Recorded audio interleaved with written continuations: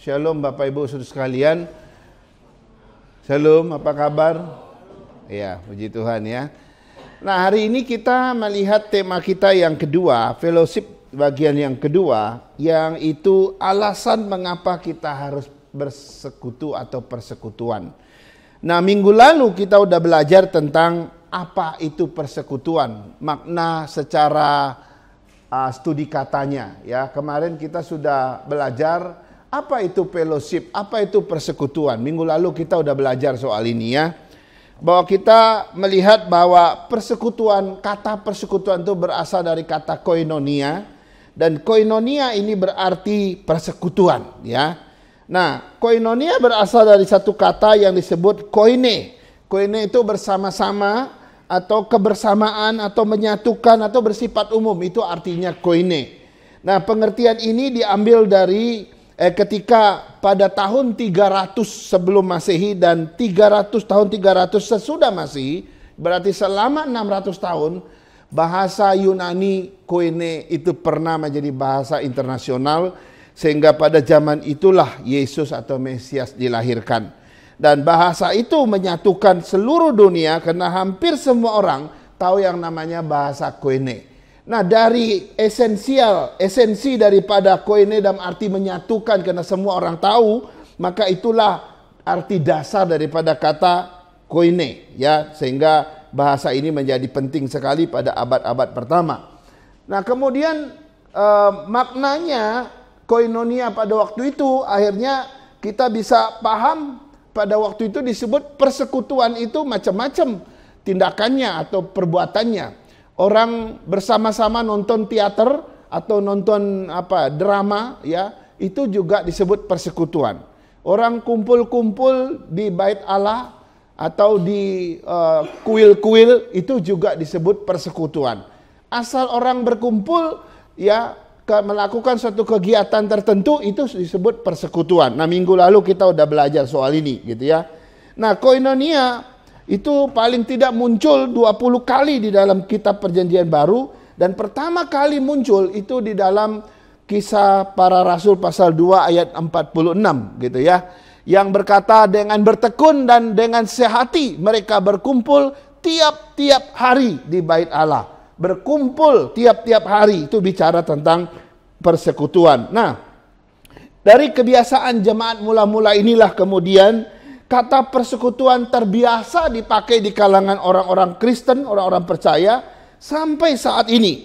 Ya, tetapi persekutuan itu sendiri sebenarnya tidak hanya bicara tentang persekutuan antar sesama, tetapi juga persekutuan dengan Tuhan. Berkali-kali disebutkan dalam Alkitab bahwa kita juga bersekutu dengan Allah Bapa, kita juga dipersekutukan dengan Kristus, kita juga dipersekutukan dengan Roh Kudus, saudara-saudara. Sehingga persekutuan itu tidak hanya manusia dengan manusia, tetapi juga manusia dengan Allah. Kemudian secara teologis kita akhirnya mengerti beberapa arti daripada koinonia atau persekutuan. Bahwa yang pertama, persekutuan sejati itu hanya bisa terjadi di antara orang percaya, saudara. Ya, di luar sana orang bisa berkumpul, orang bisa bersekutu, tapi itu hanya sebatas perkumpulan antara manusia dengan manusia. Tetapi yang disebut persekutuan yang sejati itu, ya, itu antara orang-orang percaya. Kemudian itu bersifat menyatukan satu sama lain. Kalau ada persekutuan yang nggak menyatukan, itu bukanlah persekutuan yang sejati. Persekutuan yang sejati juga ditandai dengan adanya saling memberi, saling mengasihi. Itu udah kita belajar minggu lalu.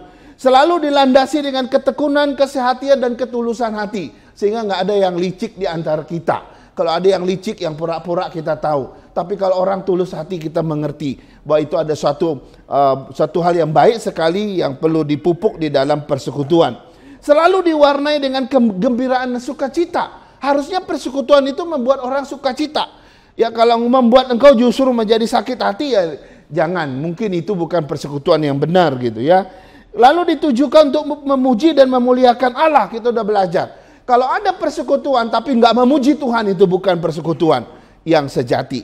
Selalu berdampak baik bagi orang lain.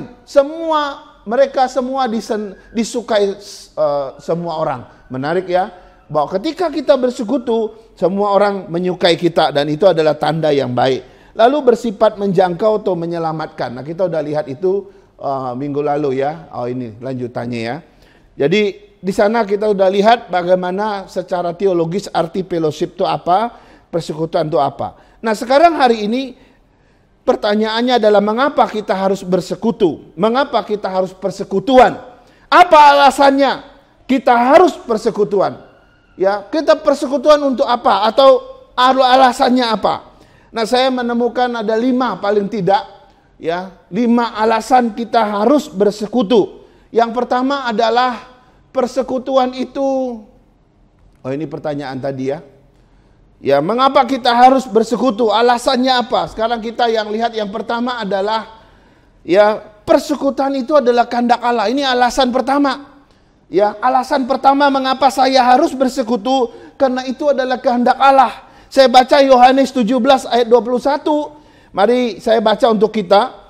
Yohanes 17 ayat 21 berkata begini, supaya mereka semua menjadi satu, sama seperti engkau ya Bapa di dalam aku dan aku di dalam engkau, agar mereka juga di dalam kita, supaya dunia percaya bahwa engkaulah yang telah mengutus aku. Saudara, di dalam konteks ayat ini adalah kalimat doa Yesus. Yesus mengharapkan di dalam doa dia supaya umat Tuhan itu menjadi satu. Ya, sama seperti aku dan engkau satu ya Tuhan, biarlah mereka juga satu.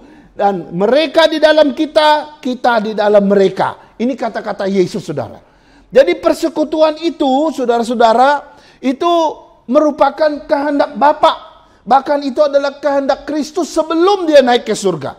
Yesus seperti nggak rela naik ke surga kalau dia belum melihat umat Kristiani itu, umat Kristen itu bersekutu atau bersatu satu sama lain.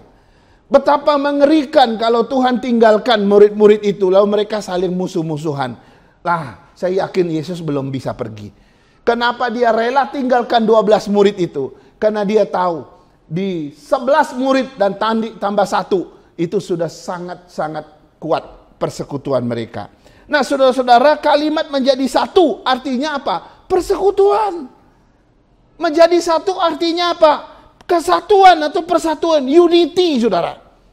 Itu artinya unity, artinya menyatu satu sama lain. Jadi Allah benar-benar menghendaki saya dan saudara hidup dalam persekutuan, bukan di luar persekutuan. Nah, ini sebenarnya gambaran tentang kesatuan itu tidak hanya ditemukan dalam perjanjian baru saja. Bahkan gambaran persekutuan itu juga ditemukan berkali-kali dalam perjanjian lama.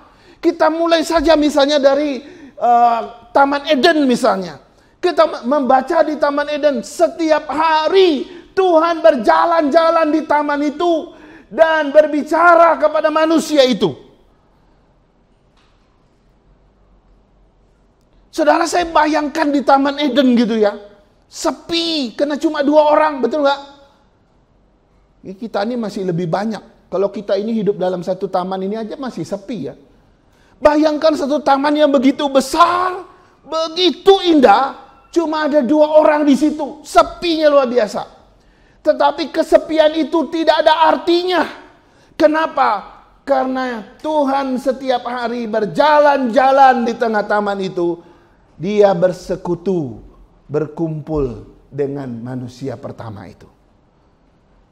Saudara, saya bayangkan gitu ya. Kita kalau sendiri itu, aduh kesepian juga gitu ya. Tapi Tuhan selalu datang untuk bersekutu dengan mereka. Sehingga Adam dan Hawa nggak kesepian, saudara.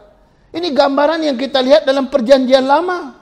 Yang kedua misalnya tokoh-tokoh Alkitab seperti Henokh, seperti Nuh misalnya, dan yang lain-lain. Berkali-kali Alkitab mencatat mereka bergaul dengan Tuhan. Saudara, apa artinya bergaul? Bergaul artinya bersekutu, saudara.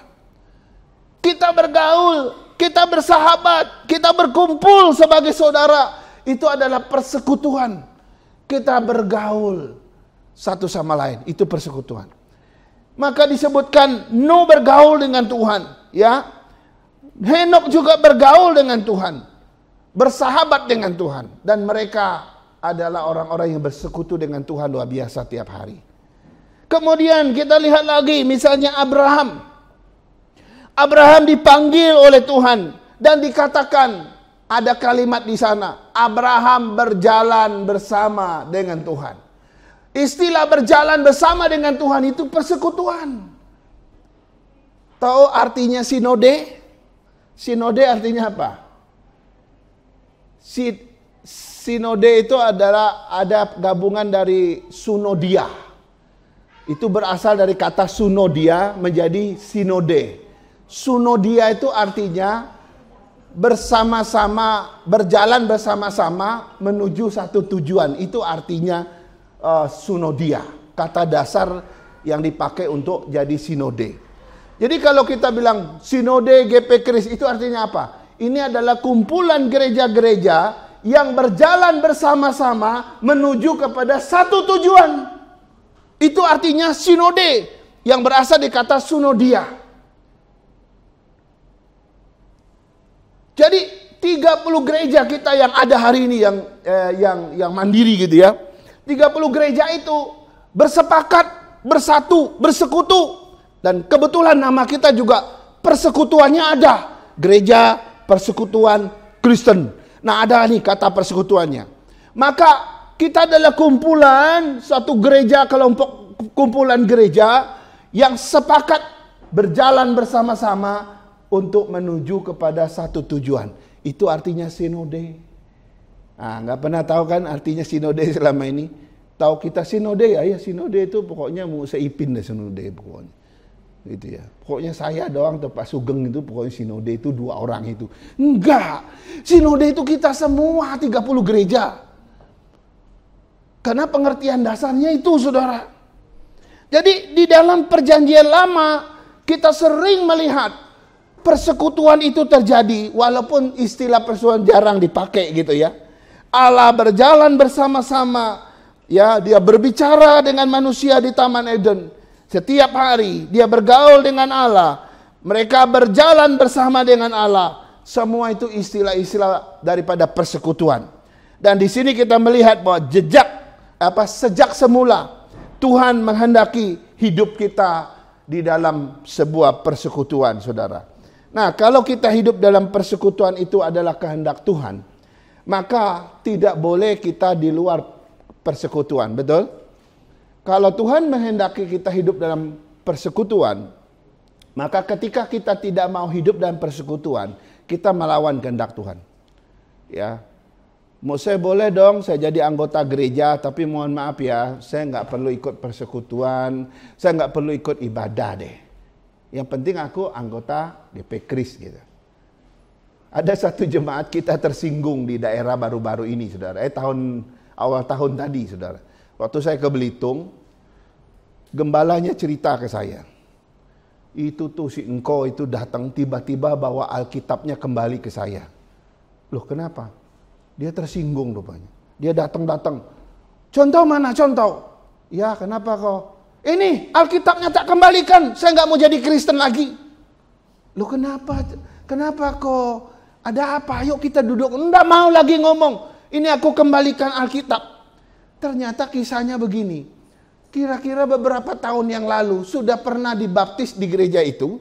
Ini kayaknya dia senyum-senyum. Mungkin tahu kisah itu. Jadi pernah ikut baptis di situ. Lalu waktu baptis kan dikasih Alkitab kan. Alkitab sama surat baptis kan. Jadi Alkitab itu sejak dia ambil, terima waktu dia dibaptis, sejak itu nggak pernah ke gereja, sudah bertahun-tahun. Lalu orang gereja ngomong lah, itu tuh baptis doang, nggak pernah ke gereja. Mereka nggosipin dia gitu. Rupanya gosip ini sampai ke telinganya, tersinggunglah dia. Kalian pikir aku ini memang ngebet mau jadi anggota gereja apa? Udah aku kembalikan nanti itu Alkitabnya. Tapi sertifikatnya nggak dikembalikan, nggak tahu apa rusak atau disimpan, nggak tahu. Dikembalikan saudara. Jadi apalah artinya kamu ikut Yesus tapi kau di luar persekutuan. Dan dapat dipastikan kalau engkau di luar persekutuan kau nggak akan kuat saudara. Ya, bahkan Tuhan bilang jangan menjauhkan diri dari persekutuan-persekutuan. Itu jelas sekali Tuhan berkata begitu. Karena persekutuan itulah yang memberikan kita penghiburan dan kekuatan dari saudara-saudara seiman kita. Mari kita lihat yang kedua. Yang kedua, mengapa kita harus persekutuan? Karena persekutuan itu adalah salah satu tempat kita mengenal keselamatan, saudara. Saudara, kalau kita belajar tentang firman Tuhan, kita menemukan bahwa dasar dari persekutuan itu adalah penebusan Kristus, bukan? Setiap kali kita bicara tentang persekutuan, selalu dikaitkan dengan penebusan Kristus, tentang keselamatan yang Kristus berikan. Jika tidak ada penebusan Kristus di kayu salib, maka kita tidak mungkin bersekutu dengan yang lain. Tidak mungkin.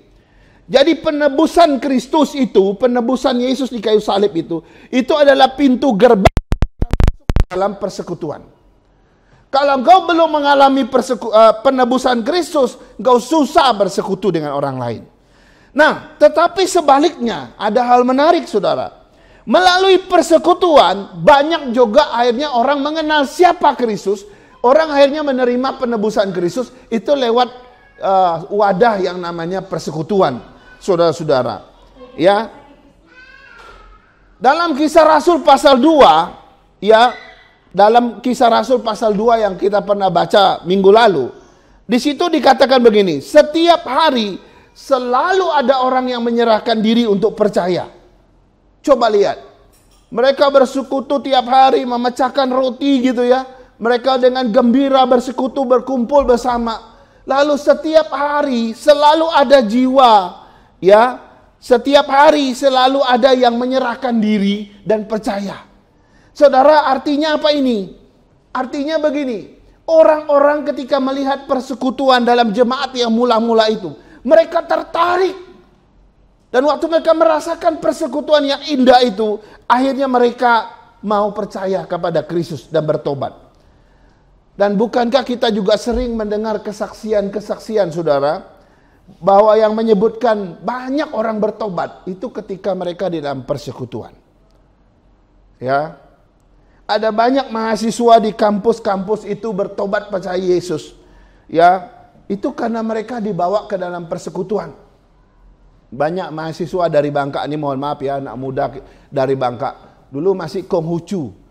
Setiap kali mereka kuliah ke Jakarta, sebagian besar pasti jadi Kristen. Karena waktu mereka sekolah di kampus-kampus di Jakarta ini, di dalam kampus-kampus itu selalu ada persekutuan mahasiswa. Yang tadinya masih Konghucu, masih Buddhis, datang ke Jakarta, akhirnya mereka percaya Yesus. Mereka pulang ke sana, mereka yang menginjili orang tua mereka untuk percaya. Dan menyatakan, membawa mereka kepada Tuhan. Saudara, dulu saya pernah, waktu saya praktek, saya pernah memberitakan Injil kepada, bukan memberitakan Injil ya, menyampaikan firman Tuhan kepada sekelompok remaja gitu ya. Jadi waktu saya sampaikan firman Tuhan gitu ya, rupanya ada satu anak remaja yang masih Buddhis. Dia duduk, dia kan rumah di sana kan ada agak dempet gitu ya. Dia duduk di sebelah rumah ini rumahnya itu di situ dia duduk, dia sambil lihat gitu, dia dengar. Jadi waktu saya sampaikan gitu ya, akhirnya saya sampai kepada kesimpulan siapa yang mau didoakan dan siapa yang mau terima Yesus. Rupanya dari tadi anak remaja yang jaraknya agak ya 5-6 meter itu, Om, boleh nggak saya ke gereja? Boleh nggak saya terima Yesus? Oh, boleh dong. Akhirnya sejak itu dia percaya sampai hari ini. Jadi apa artinya? Sebuah persekutuan, ya apalagi ketika itu ada di tengah-tengah masyarakat, itu menjadi pintu untuk kita bisa membawa orang lain kepada Tuhan. Ya, karena itu persekutuan orang Kristen nggak boleh eksklusif, tapi inklusif. Inklusif itu harus masuk ke tengah-tengah masyarakat yang perlu untuk diselamatkan. Itu yang ketiga. Alasan yang ketiga, mengapa kita harus persekutuan? Yang ketiga adalah persekutuan itu tempat kita belajar menerima satu sama lain. Ya. Di dalam persekutuan itulah kita belajar menerima satu sama lain. Saudara, saya mau kasih tahu, tidak ada teori atau tempat yang lebih efektif untuk kita belajar terima orang lain apa adanya selain di dalam persekutuan. Walaupun kita mengerti tentang teori menerima orang lain, Tetapi kalau kita belum pernah hidup dalam persekutuan, itu omong kosong. Ada satu analisa daripada para pendidik di sekolah teologi gitu ya. Ternyata sekolah teologi itu dalam penelitian itu perlu punya asrama. Calon-calon pendeta kalau tidak pernah hidup di asrama itu aneh kelihatannya. Tapi kalau engkau pernah hidup di dalam asrama, wah, kita tahu yang namanya gesekan-gesekan, belajar menerima orang lain itu di situ. Ya. Saya ingat sekali waktu masih tingkat 1, waduh, teman-teman kami masih suka berantem sudah dengan kakak tingkat ini di sekolah Alkitab loh. Masih berantem loh, coba lihat. Aneh sekali saudara. Ada banyak dari yang lucu sampai yang nyeleneh itu ada di sekolah Alkitab. Karena sifat-sifat orang macam-macam. Makanya dulu saya pernah bilang, setiap dosen itu bisa menilai setiap satu mahasiswa. Ketika dia masuk, dia suruh menulis semua sifat buruk dia. Oh, ada 7 atau 8 sifat buruk dia. Begitu mau keluar, disuruh tulis lagi. Lu puji Tuhan ada yang berkurang, mungkin sisa 3. Gitu ya. Tapi ada yang justru aneh, bertambah saudara. Waktu masuk 7, begitu keluar, lu tambah 11 gitu. Lu gimana gitu? Di dalam sekolah Alkitab 5 tahun, 4 tahun setengah gitu. Tapi kok bisa bertambah karakter yang jelek itu udah gimana? Di dalam sekolah Alkitab pun iblis bisa ada loh saudara. Aneh kan? Jadi kalau kita melihat misalnya anak-anak kecil ya, yang dibesarkan secara eksklusif oleh orang-orang tuanya gitu ya. Anak-anak yang dibesarkan secara eksklusif ya. Dia biasa bermain sendirian gitu ya. Dia nggak biasa bermain dengan teman yang lain gitu ya. Dan ia tumbuhnya pasti menjadi anak yang egois. Makanya ketika anak yang dibesarkan kayak begini nih, begitu masuk TK atau masuk SD pertama kali, wah itu bikin onar itu. Berantem melulu, pasti itu. Begitu juga dengan orang-orang di gereja. Kalau engkau datang ya orang yang tidak hidup, tidak mau dalam persekutuan, maka sikap kita akan berbeda sekali saudara.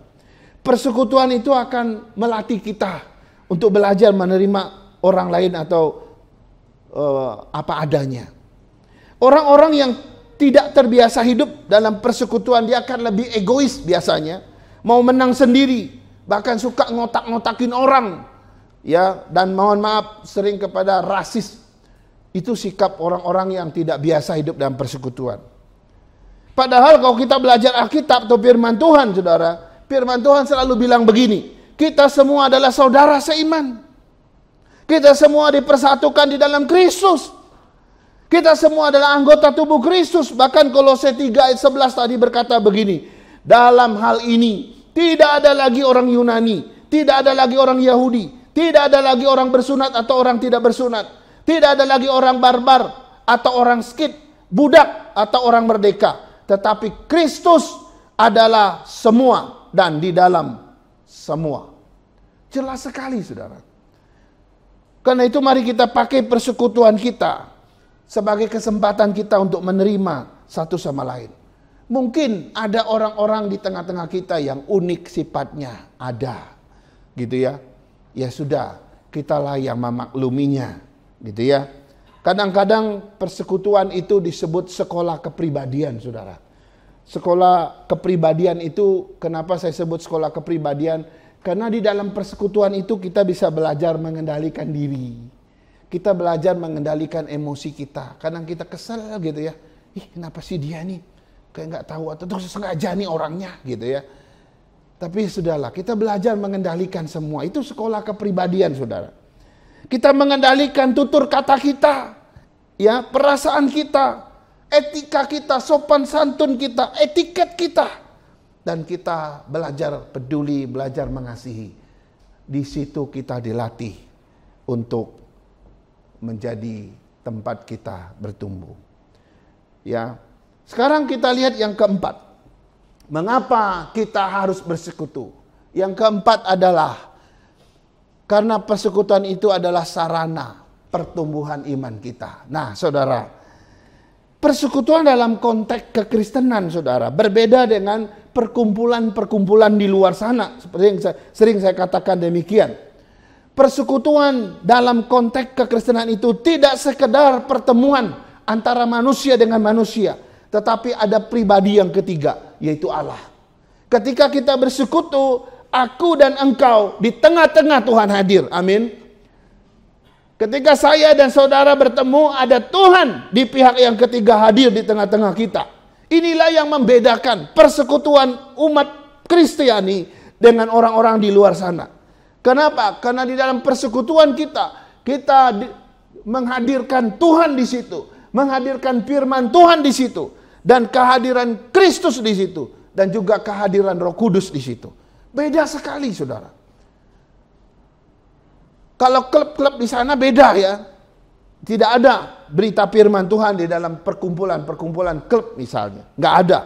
Ya, perkumpulan main bulu tangkis. Nggak ada itu berita firman Tuhan di situ. Nggak ada, saudara ya.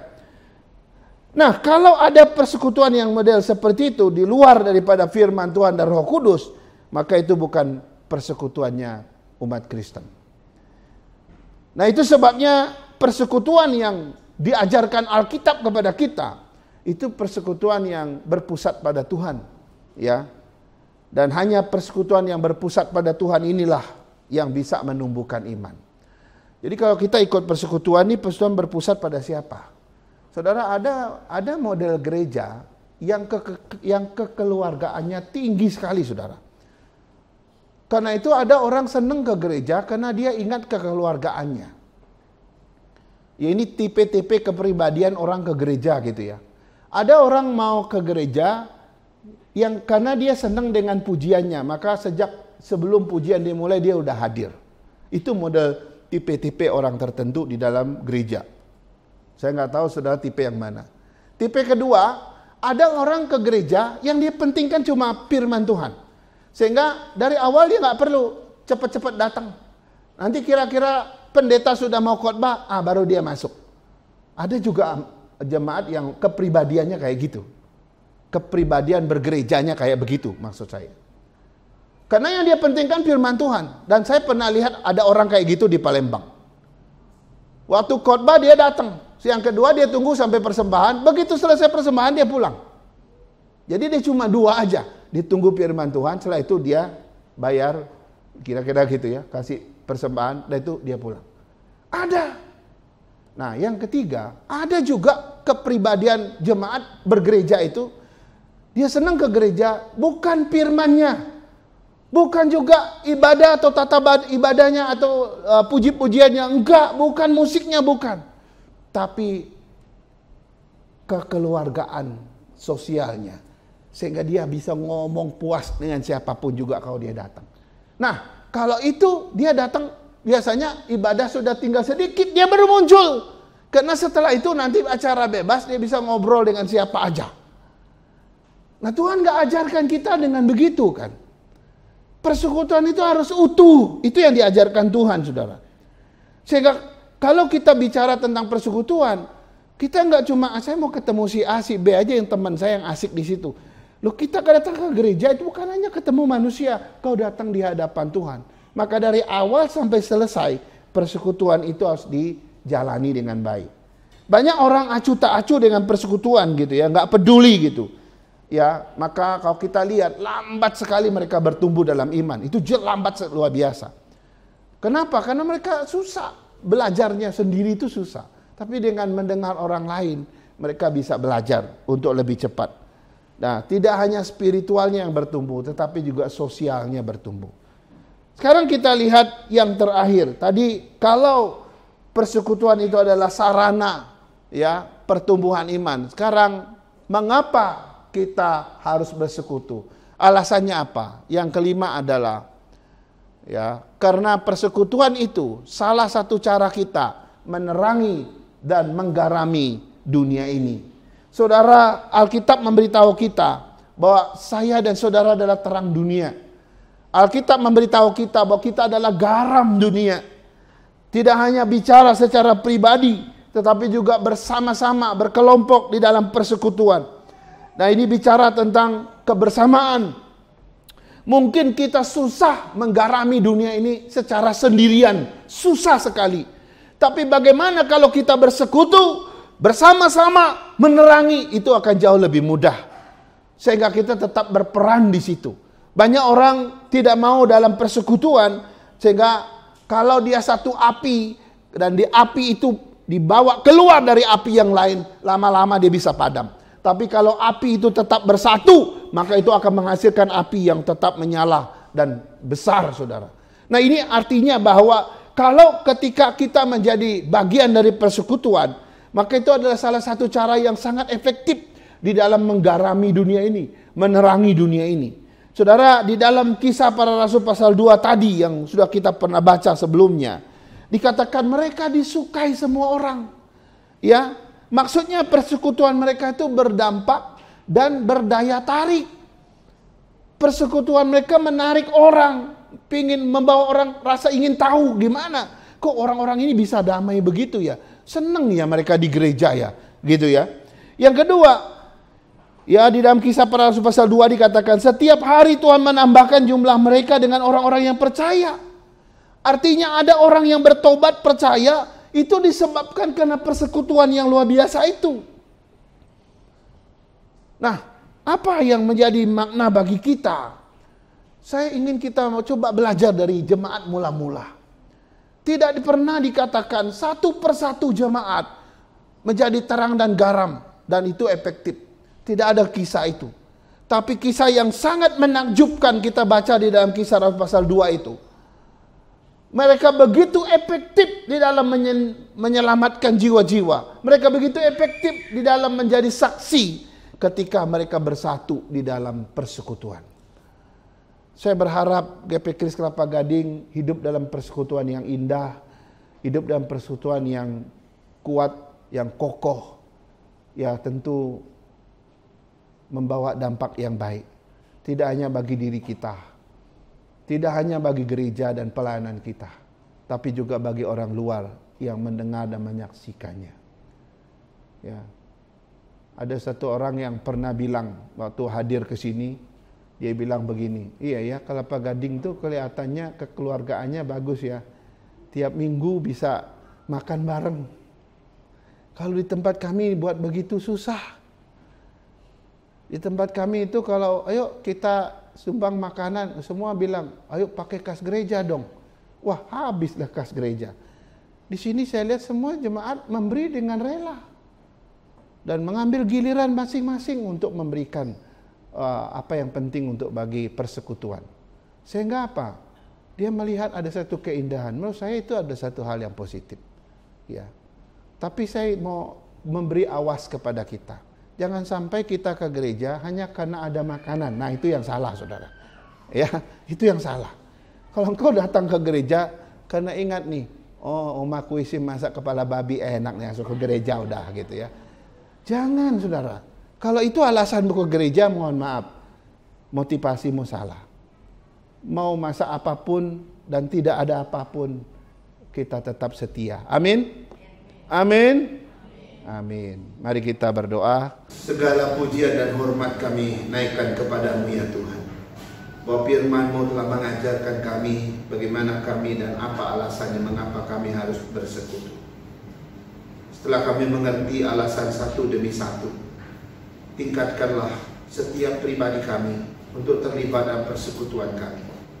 Bahwa kami dengan sukacita menghadirkan damai sejahtera di tengah-tengah saudara kami yang lain. Sehingga kehadiran kami membawa dampak yang baik satu sama lain. Dan persekutuan ini akan semakin kuat dan semakin indah. Biarlah Tuhan berkarya di tengah-tengah kami di dalam persekutuan itu. Dan melalui persekutuan itu juga memberi dampak yang baik kepada yang lain. Berkatilah setiap umat-Mu Tuhan. Supaya jangan ada satupun sifat keegoisan, sifat kepentingan sendiri, bahkan juga kepura-puraan. Biar kami secara murni apa adanya, terbuka dan menyatakan cinta kasih kami. Teguhkan kami di dalam persekutuan yang sudah kami jalani dengan baik, sehingga ke depan kami semakin indah di dalam Tuhan. Inilah syukur kami Tuhan, bila firman Tuhan ini tertanam dalam diri kami masing-masing, dan kami hidup di dalam pimpinan Tuhan dalam melakukannya. Di dalam nama Yesus kami berdoa. Amin. Amin.